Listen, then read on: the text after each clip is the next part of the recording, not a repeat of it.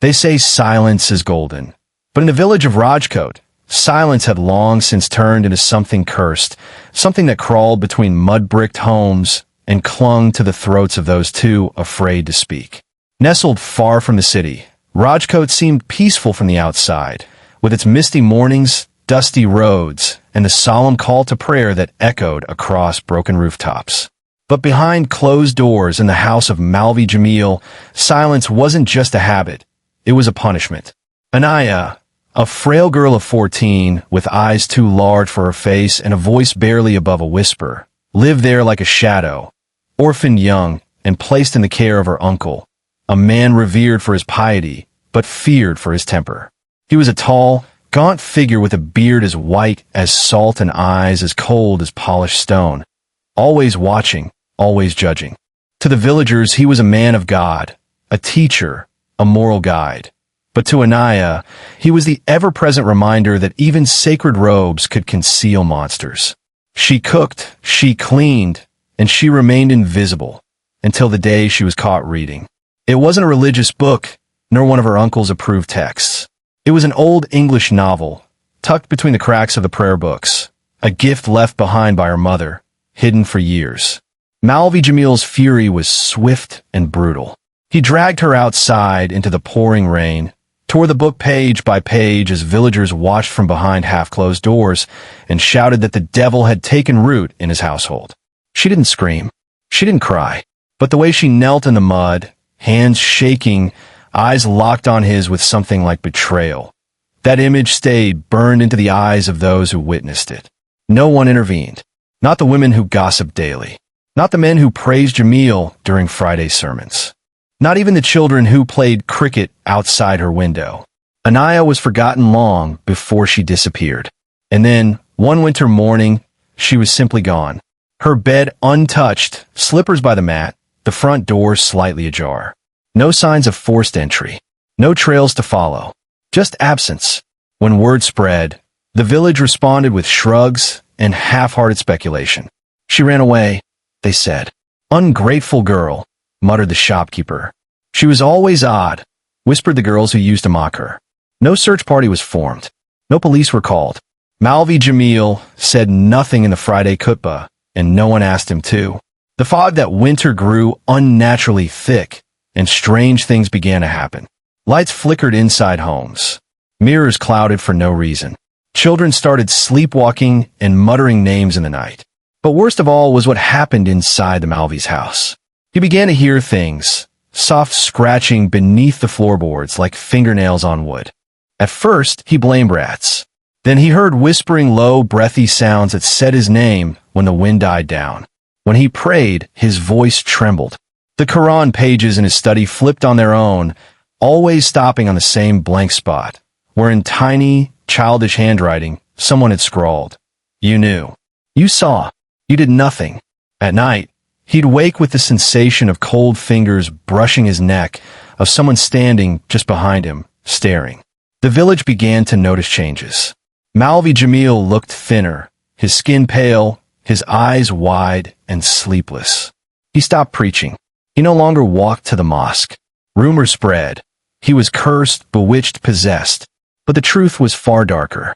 In his dreams, he saw her, Anaya, standing at the edge of his bed, her head tilted, lips moving silently. Her eyes, once timid, now burned with quiet fury. She never spoke aloud. She never had to. Her silence was heavier than screams. He tried to cleanse the house with holy verses, dousing corners with rose water, burning incense until the air choked him. But the shadows never left. He stopped eating, stopped bathing. The villagers avoided his home, crossing the street when passing. The iron gate creaked constantly now. The silence they allowed had returned, not as absence, but as vengeance. And in Malvi Jamil's house, where prayers once rang loud, now only one thing echoed, the sound of justice screaming through silence. The whispers grew louder with each passing night, no longer confined to Malvi Jamil's crumbling home. They slithered through the village like smoke, through cracks in the walls, through the hush of closed windows, through the spaces between words that people dared not say. Children, once rowdy in the streets, played in silence, casting wary glances at the alley where Anaya used to sit with her broken sandals and dirt-streaked notebooks. Dogs began howling at the same hour every night, 2:07 a.m., and no matter how tightly villagers locked their doors, a cold breeze always found its way in. Malvi Jamil had become a ghost of himself, eyes sunken, beard unkempt, fingers twitching with unseen guilt. He no longer stepped outside. Surviving on stale water and rotting dates, he kept beside his prayer rug, which now sat untouched in the corner, stained with something darker than dust. In the dead of night, neighbors could hear him chanting broken verses, pleading in tongues that quivered with dread. His home had become a monument to all that had been ignored, a tomb built of prayers and secrets. But the story wasn't just his anymore. Slowly, those who had once turned their backs on Anaya began to feel the weight of her silence.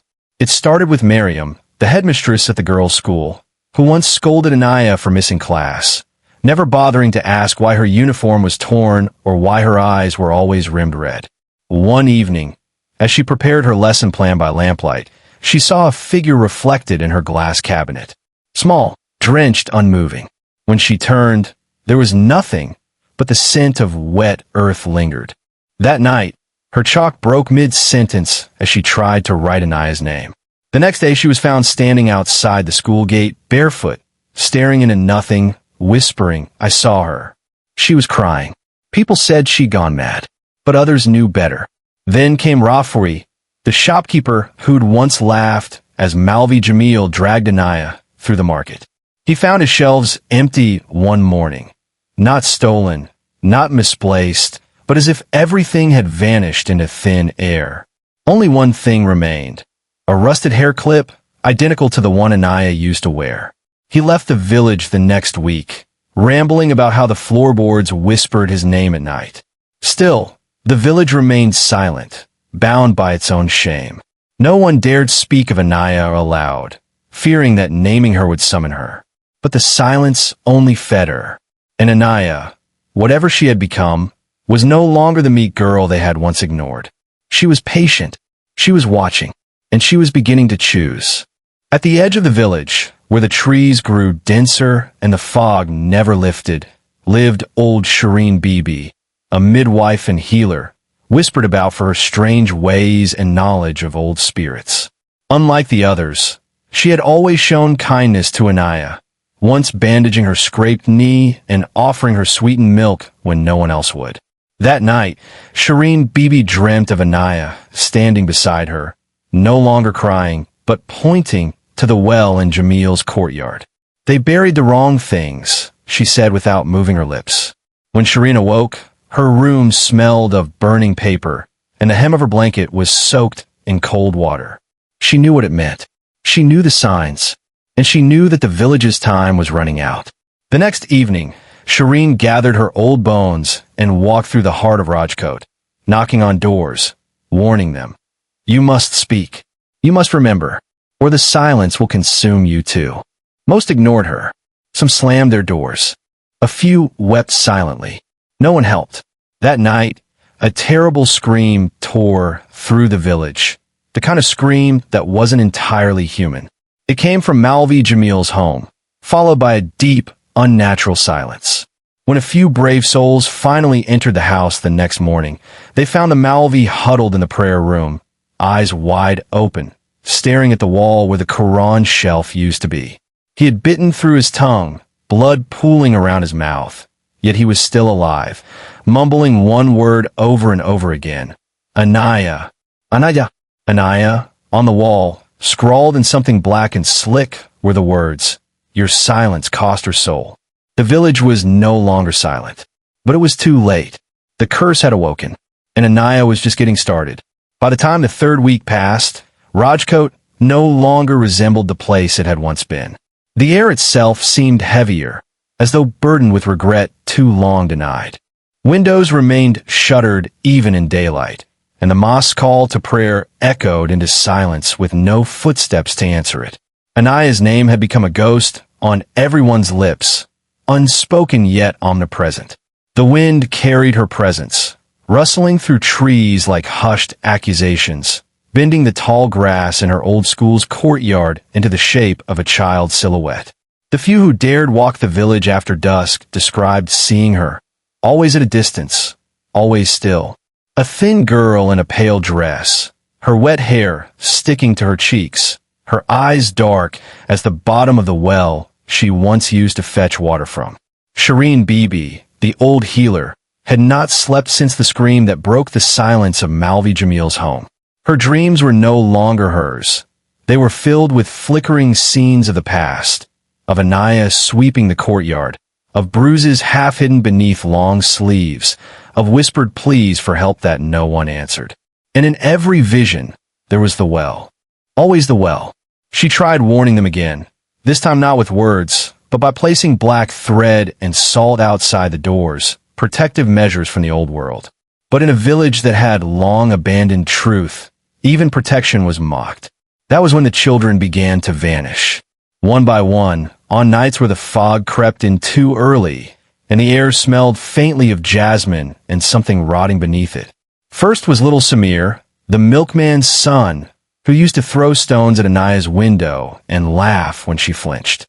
His mother found his shoes outside their front gate in the morning, neatly placed, laces tied, with wet footprints leading away into the fields. Then came Nita, the girl who once tore pages from Anaya's notebook and mocked her accent.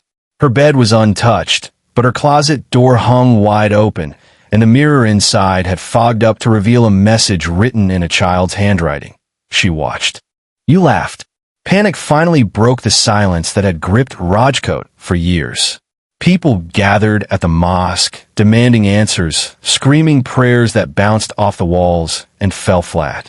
But Malvi Jamil could no longer help them. He sat in the corner of his prayer room, fingernails torn to the quick, face buried in his knees, whispering to someone who wasn't there. She comes when it's quiet, he said once, to no one in particular. She comes when you forget she was real.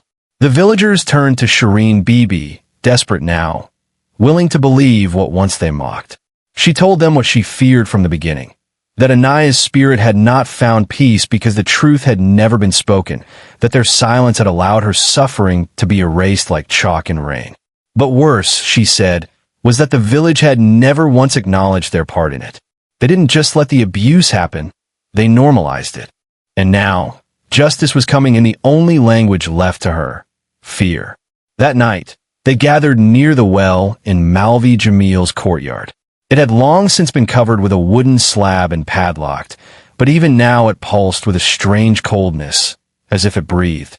They debated tearing it open, of recovering whatever secret lay beneath. But when the first man stepped forward with a crowbar, a scream erupted, not from the well, but from the houses behind them. A scream from a child, followed by the sound of shattering glass. People scattered, panic taking over. No one dared go back. The next morning, the padlock on the well was broken, not by them, but from the inside. The slab lay cracked, as though something had pushed against it until it gave way. From within rose a smell of wet earth and old blood, and carved on the stone rim was a single word in red: remember. The guilt began to fester in the hearts of the villagers, not because they were haunted, but because they knew they deserved it. The dreams intensified. Men who once mocked her began waking up with fingernail scratches down their backs. Women who whispered behind her back heard their own voices distorted and echoed in their ears at night, whispering, "You let her die." Children stared blankly at walls, drawing stick figures with no mouths and eyes full of tears. The entire village seemed trapped in a memory that refused to die. And all the while, the fog never lifted, the sun never fully rose, and the silence, her silence, tightened its grip. Rajkot had become a place out of time, suspended in a punishment that was only beginning. Because the dead girl they had ignored was no longer the victim. She was the judge. She was the verdict. And she was not done yet. The fourth week brought more than just dread, it brought collapse. Rajkot, once a breathing, living community, began to rot from within like a corpse long buried, but never mourned. The animals vanished first. Goats stopped bleeding, cats disappeared, Birds refused to perch on rooftops. The air turned thick with an invisible weight, pressing down on lungs like wet cloth, and the sky remained an ashen gray that refused to let the sun through. Shops stayed closed. Schools never reopened. No one worked, and no one left, as if the entire village had fallen under a spell of guilt, fear, and silent reckoning. At the heart of this decay was the well. Villagers swore they heard breathing from it, slow, steady, like something resting just beneath the surface. Sometimes a low hum would rise from it at night, a tune no one recognized but all found familiar, like a lullaby from a forgotten nightmare. But it wasn't just fear anymore. It was guilt. It crept into the minds of every adult who had looked the other way, every teacher, shopkeeper, neighbor, and elder who had ignored the signs. The bruises, the stifled sobs, the quiet disappearance of a child's laughter. One by one, the villagers started to break. Perveen, who once ran the community sewing circle and told Anaya to stop whining and be strong, was found at her yard at dawn, sobbing into a child's worn shoe she insisted had just appeared at her doorstep. She stood right there. She kept repeating, pointing to a shadow under her neem tree. She didn't blink. She just watched me cry. Then came Hamid, the elder who had once arranged to have Malvi Jamil's misconduct handled quietly, to avoid the shame of scandal. He was found digging holes in his garden with his bare hands, muttering that he had to bring her bones back before she drowned again. But there were no bones. Not where he was digging. Just dirt and worms and memories that could no longer be buried. In the dead hours of the night, people reported hearing knocks on their doors. 3 slow, deliberate taps. When they opened them, no one was there. Only a cold gust of air, and sometimes muddy footprints leading away into the darkness. Those brave enough to follow the footprints found they always ended at the school. Anaya's classroom in particular, where her desk, untouched for years, now bore carvings that hadn't been there before. They let me fall. They watched me bleed. You told me to be quiet. These weren't written in chalk or pen, but dug into the wood itself, as if by tiny, relentless fingers. One night, the village came to a standstill as every door slammed shut at once. All lanterns flickered and went out, and a single, echoing voice rang through every home. A girl's voice. Calm, measured, not screaming, but louder than any cry. Why didn't you help me? The next morning, half the village had packed their bags and tried to leave. But the buses never came.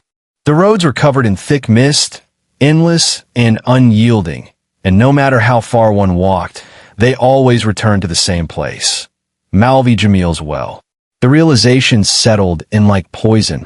Rajkot was trapped, not by fences or chains, but by its own sins. The people were being judged, not in one grand trial, but piece by piece, through the unraveling of their minds and lives. Some villagers turned to madness, others to prayer, but the smart ones, those who still had enough clarity to see, turned to Shireen Bibi. She alone had been kind to Anaya. She alone had kept records, had scribbled her thoughts in old books that smelled of smoke and rain. They begged her to speak to Anaya, to do something, anything to stop the horror that had unfolded around them. But Shireen, now gaunt and pale, simply shook her head. You want me to silence her again? She whispered. You think words can undo years of screams buried under your silence? She warned them. There would be no peace until the truth was unearthed, until they dug into the well. Not just the stone and dirt, but the memories, the secrets, the nights filled with whimpers that they all ignored. She told them the well wasn't just a place. It was a wound, a graveyard of their conscience. If they truly wanted it to end, they would have to face what they buried. Not just Anaya, but themselves. But even as she spoke, her voice trembled. Because Shireen had her own secret, a quiet guilt that pulsed in her chest like a second heartbeat. She had helped Anaya once, but only once. And after that, she too had looked away. Anaya had returned to her, the night before she vanished. Bruised, bleeding, afraid. And Shireen, frightened, unsure, overwhelmed, had turned her away. Go home, she'd whispered. They'll kill you if you run. Now, that one act, that one moment of silence, echoed louder than anything else. And she knew. Anaya remembered. The ghost of a girl wronged by a village now held every one of them in the grip of justice. And she had only begun to show them what silence truly costs. The fifth part of Rajkot's unraveling wasn't marked by screams or shadows. It was marked by silence. A silence so thick, so absolute, that even the wind dared not move. No birds sang, no children wept, and even the insects had fled, leaving behind a void that wrapped around the village like a burial shroud. It was in this stillness that the real horror began. The people had stopped fighting it. They had accepted that they were being judged. But they hadn't yet understood the depth of Anaya's justice, nor the kind of mirror she now held to their faces. As the days dragged, the hallucinations grew sharper, more personal. The memories they had locked away returned in twisted, living form. Nor the schoolteacher who had once slapped Anaya in front of her classmates for disrespecting authority awoke one night to find her classroom filled with children. Not flesh and blood, but puppets of ash seated and staring, their heads lolling, their mouths stitched shut. One puppet stood slowly, its movements jerky, mechanical. And in Anaya's voice, it whispered, "Is this what you wanted me to be?" Nor screamed until she collapsed. And by dawn, her house was abandoned, her door swinging open, a red ribbon nailed above it. The same one Anaya once wore in her braid.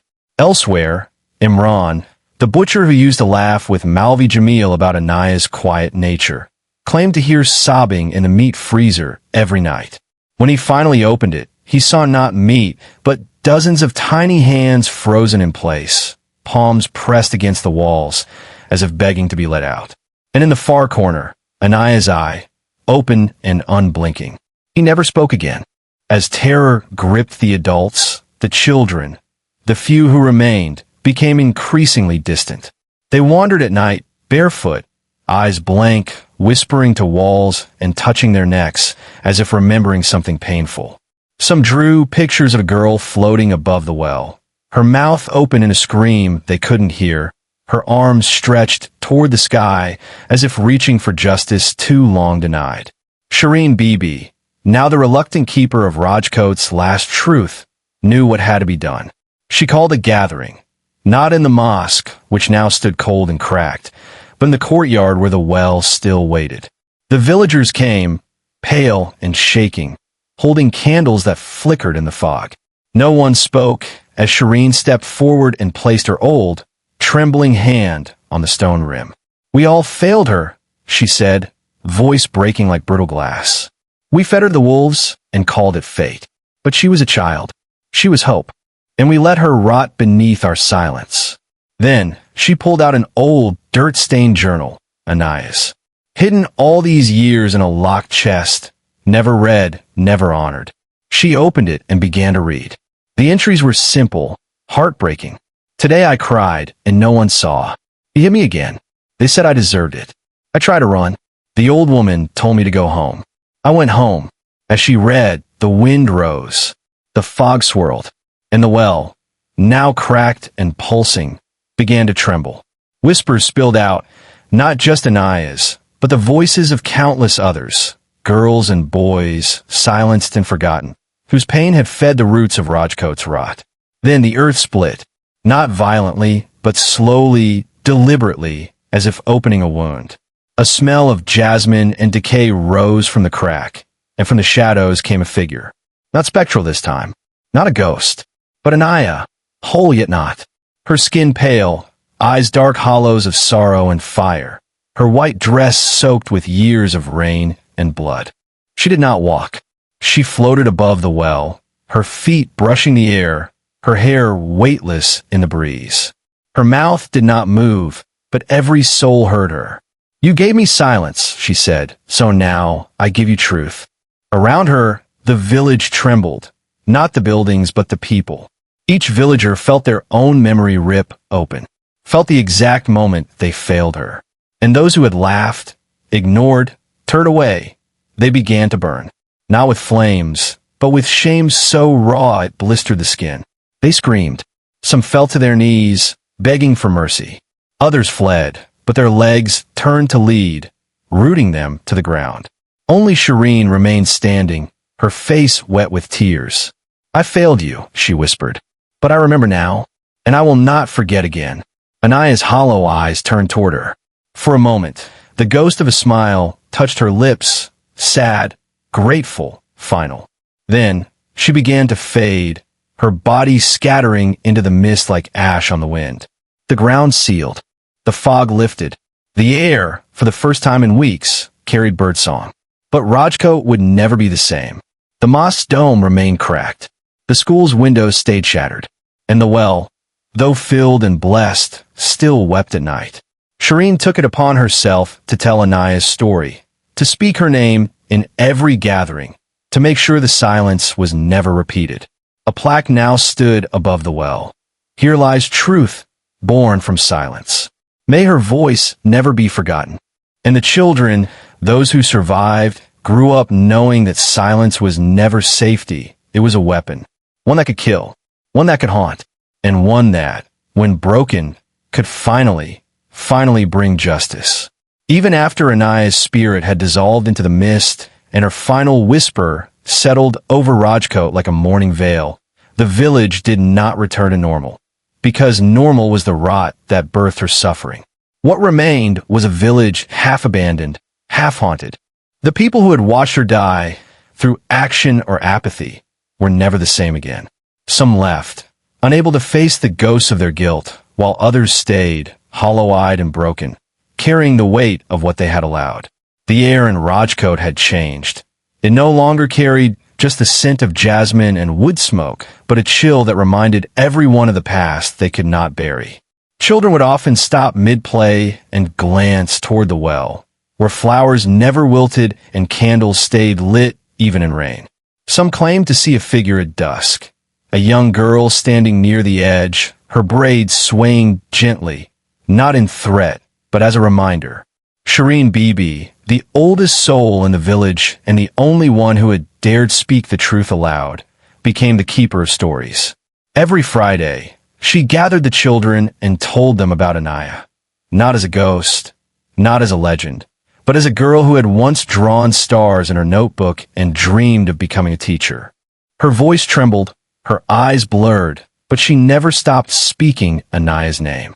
And the children listened, wide-eyed, not out of fear but out of reverence. Across the region, tales of Rajkot's curse spread like wildfire, but the truth was far deeper than a ghost story. The truth was about what silence does to innocence. What happens when a voice is ignored so long it becomes something more terrifying than a scream, a reckoning. The final twist, however, came quietly, years later, when a man arrived in Rajkot. He was young, sharp-suited, a journalist from the city who had heard whispers of the haunted village that buried its sins. He came to write a piece, to get a headline. He stayed at the old guest house, spoke to a few locals, and scoffed when they avoided the well. "Ghosts don't exist," he said to the camera, filming a segment. "Only guilt does." That night, he returned to the well for his final shot. He stood at the edge, monologuing about superstition, colonial residue, and rural fear. As he wrapped up, he noticed something strange. The air had turned still. Too still. No sound. No breath. Just him and the stone mouth of justice. The candle on the plaque flickered blue. Then, a soft humming began behind him. He turned, annoyed. "Who's there?" he called out. No answer. Just humming. Childlike. Familiar. As he stepped closer to the well again, a hand, small, pale, dripping, gripped the stone rim from inside. He froze. The camera fell. The footage ended with a gasp. Days later, the villagers found the camera, but never the man. They buried the device near the plaque, along with a single rose. And for a moment, just a moment, the fog above the well parted, and a faint voice, soft but firm, was heard by every living soul in Rajkot. "I remember who stayed silent." The screen fades to black. A final line appears. "Silence is not innocence. Speak before the silence speaks for you." Then, low wind howling. The credits roll, flickering like dying lanterns. And in the background, faint, barely audible, a little girl hums.